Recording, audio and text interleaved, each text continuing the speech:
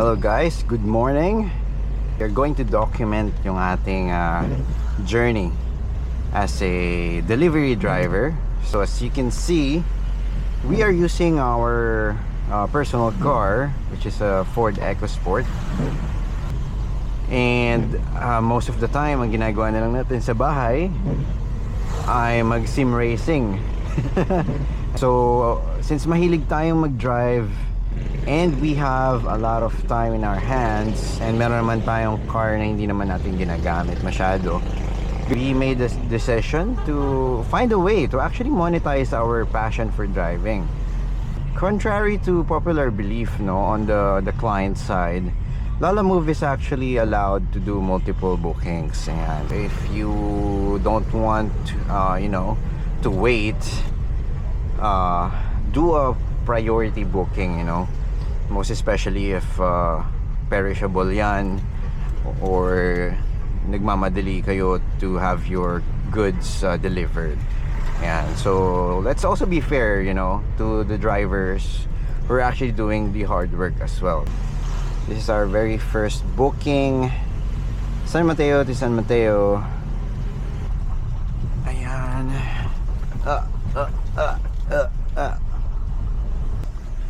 Mahirap yung mga masisikip na areas.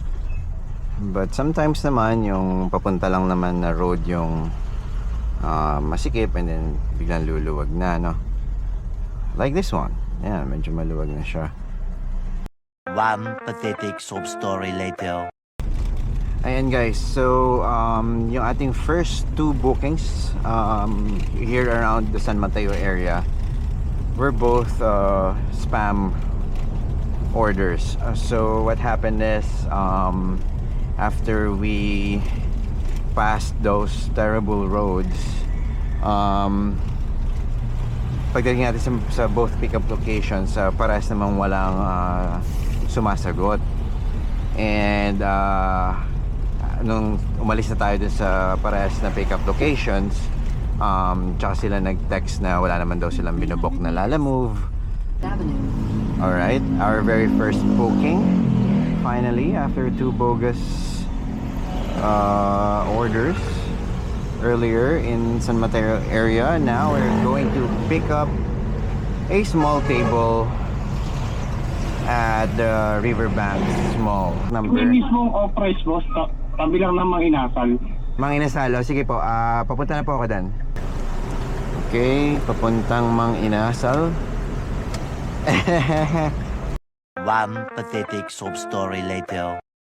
Ayan guys, so nandito tayo ngayon sa Marikina Riverbanks, kung saan dapat natin pipick upin yung ating third booking, Unfortunately, bigla sila nakiusap na may isabay na tao, which is a big no-no nga dito sa ating sa app na ating ginagamit. Ayan guys, so ang ating kauna-unahang mukhang legitimate booking for today. So according dun sa ating contacts ay gulay daw.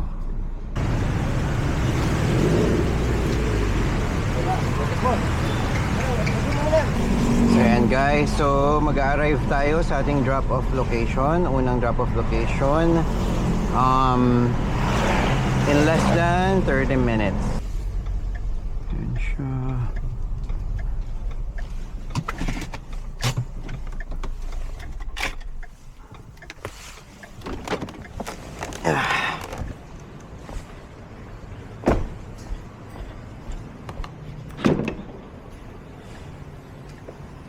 Good afternoon, ma'am. Yeah. Oh, mabigat. Sige lang po, wala pong problema. Opo. Alright, second booking, Pasig to Taytay. Tawagan natin si customer. Confirm ko lang po kung ano pong pipick upin. Ano po siya? Mga damit, naka-garment bag. Okay po. Hindi na kasi siya pwedeng matupot, kaya ilalatag lang natin sa iyong likuran. Garments na ilalatag sa aking likuran. Ha! Let's see. Ito, number 4. Very nice.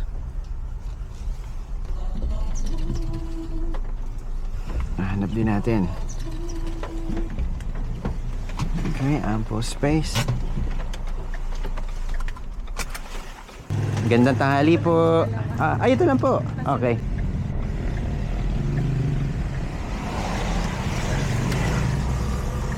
In 400 meters, turn right onto Lacomini Road.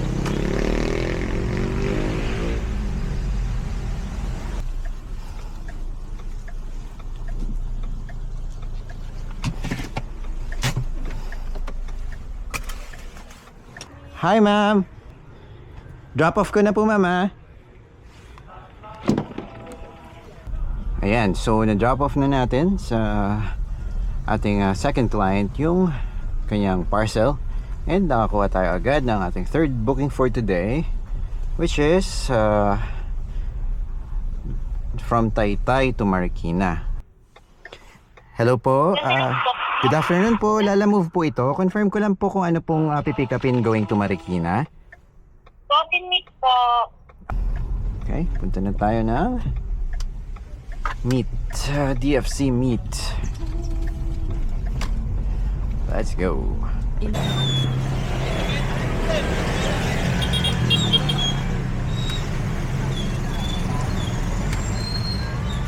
400 meters, your destination will be on the left. Oh my god, guys, look at that. Flooded shit.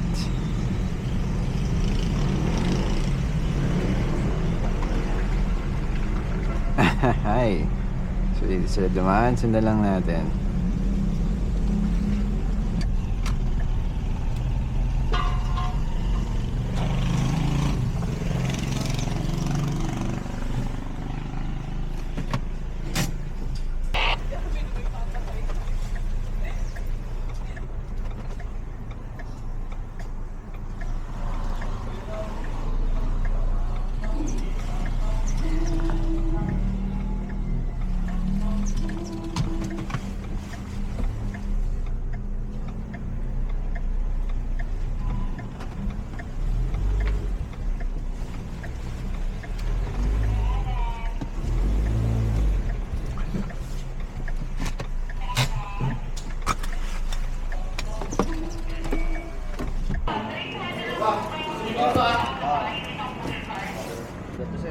Oo.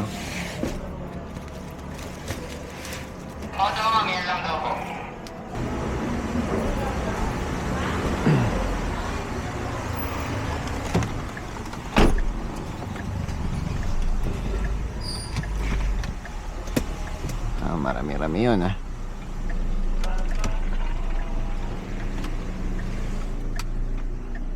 Ayan, so far, ano bang masasabi natin sa ating second week or third week experience as a delivery driver? So far so good. Wala naman tayong araw na umuwi na lugi tayo versus sa ating fuel and other expenses like food. Like today, meron tayong baon na food, so malaking tipid yun. Meron tayong baong lunch, so at least dinner sa bahay na lang. And yun, okay naman ang lahat so far. Namamanage natin yung ating fuel cost through air conditioning management, throttle management. Yan, so nagtitake advantage tayo ng mga coasting situation para tipid sa gas. Hindi rin tayo nag-idle nang hindi naman talaga totally necessary. Kapag kailangan natin humihinto tayo ng patay ang engine. Ayun.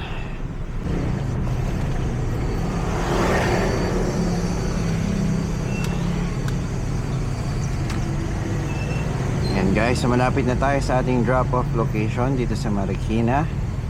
Ang ating sandamakmak na frozen meat ay galing pa ng Taytay, Rizal. Yo, Lucy's Cup.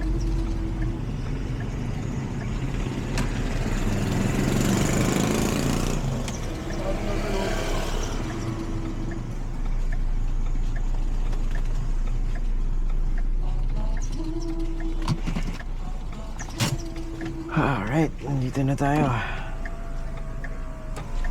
Pick up po papuntang Lucy's Cup. Opo. Wala pong tao ngayon dito sa Lucy's Cup, and hindi rin po sumasagot yung yung drop-off contact person. Wait lang po, tawagan ko po. Sige po, maraming salamat. Sige lang po, thank you.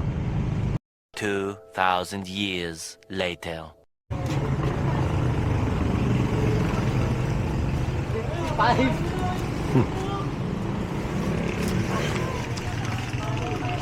Kaya? Pwede natin pagtulungan. Kaya, sige.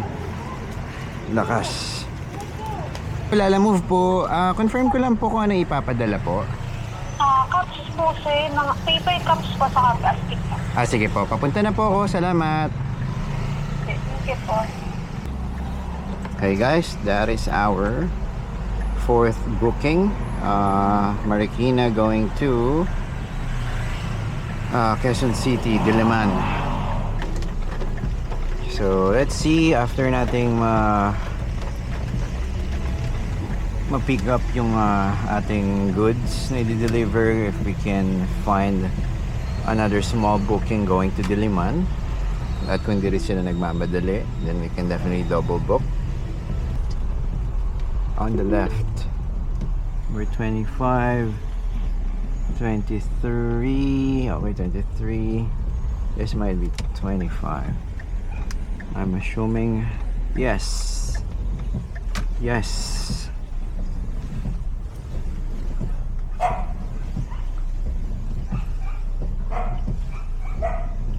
Ito na nga.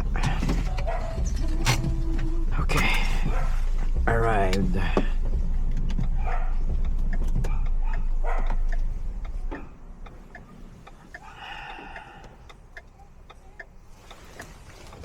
Hi. Bali, sa mismong ano to, sir? Sa mismong salon daw. Okay. Isa bang plastic? Sige po. Wait lang, ama. Yun. Let me help you. Okay. Kala ko may gawa akong mali. Ayan. Ayan guys. So, nakakuha tayo ng isang pooling na booking going to Diliman. So, ayan. Since malapit lang siya sa ating current destination, isasabay na natin siya going to Diliman din dun sa ating original booking. In 300 meters. Mga W Ponds. French fries daw ang dadalhin. Frozen French fries. Alright. You've arrived at your destination.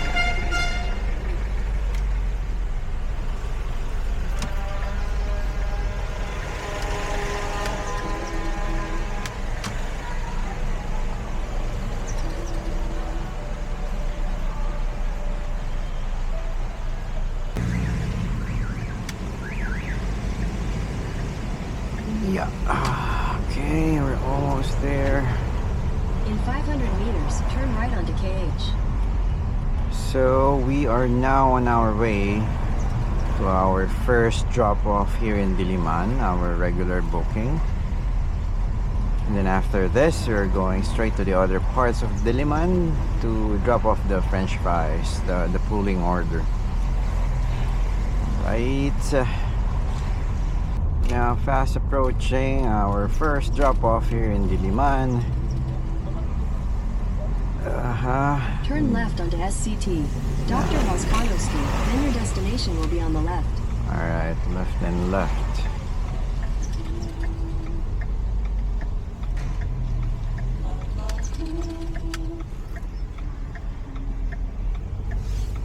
The name of the place is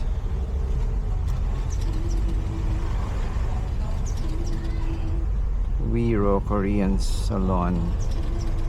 Wiro Korean Salon. Yan, Wiro.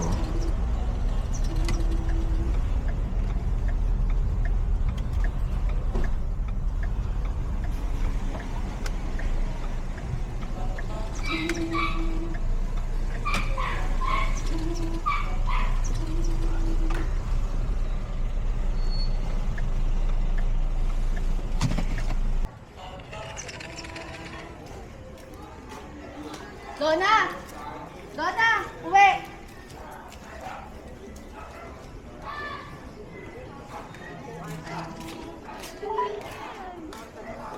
Ay! Pa!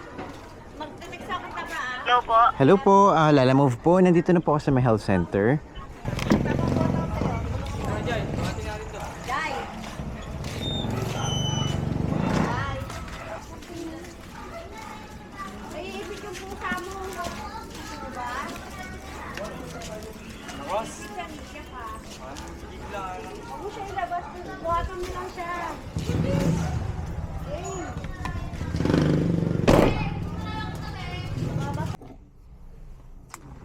Alright, so yan, drop off na natin lahat ng ating Diliman orders.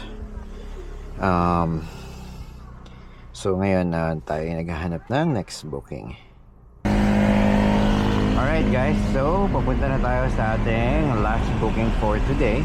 Our 6th and final booking. Ayan, so dito yan sa may Quezon City going to San Mateo. So yan, papunta na tayo ngayon. So na-confirm na natin sa ating booking contact na ang kukunin natin ay mga gulay. Ayan. So let's go.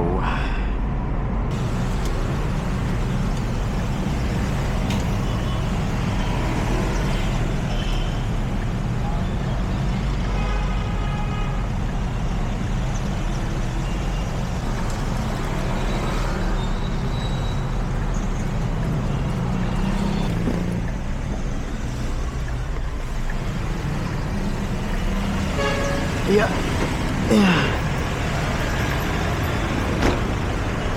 Kasya ba yan lahat? Mukha naman, no?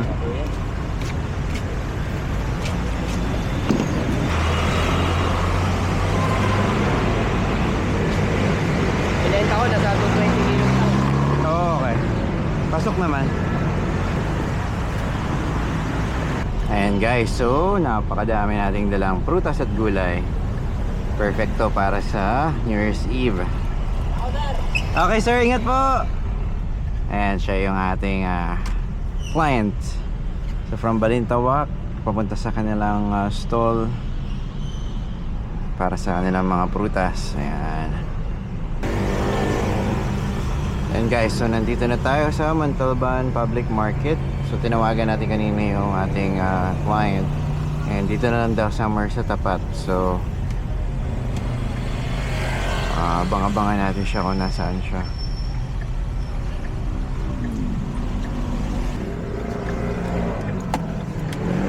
Yeah.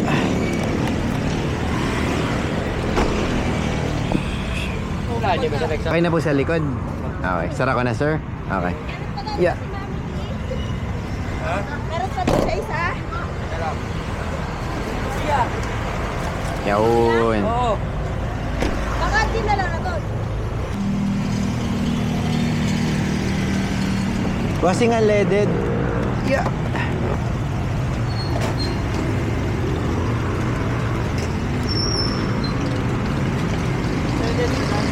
Thank you. Alright. Baka kaya 750.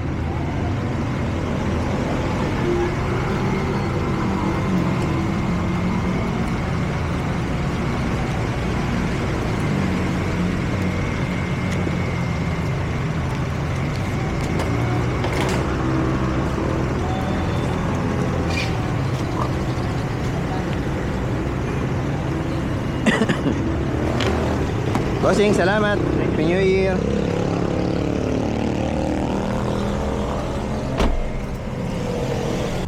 Alright guys, so this is once again Rick, and we just hit our target of 6 deliveries. As you can see, 6 deliveries. We only have 1 double booking. So basically medyo matagal tayo sa road ngayon. Ang ating fuel cost was 750 pesos. So mapapansin nyo, full tank na tayo ulit. Ayan, so kumita tayo ng 1,781 plus tips na hindi ko pa nabibilang. So huwag na natin consider yon. So 1781 less 750. So that's 1,031 pesos for 6 deliveries. With a lot of tambay and with 3 not so good bookings they're doing. Ayan, so not bad. But this is also not a good day though. Like on average nasa mga 2,000 per day tayo eh. Highest that we had is over 3,000 net. So yeah, but this is still not a bad day. Alright guys, so this is Rick signing off. Thank you and goodbye.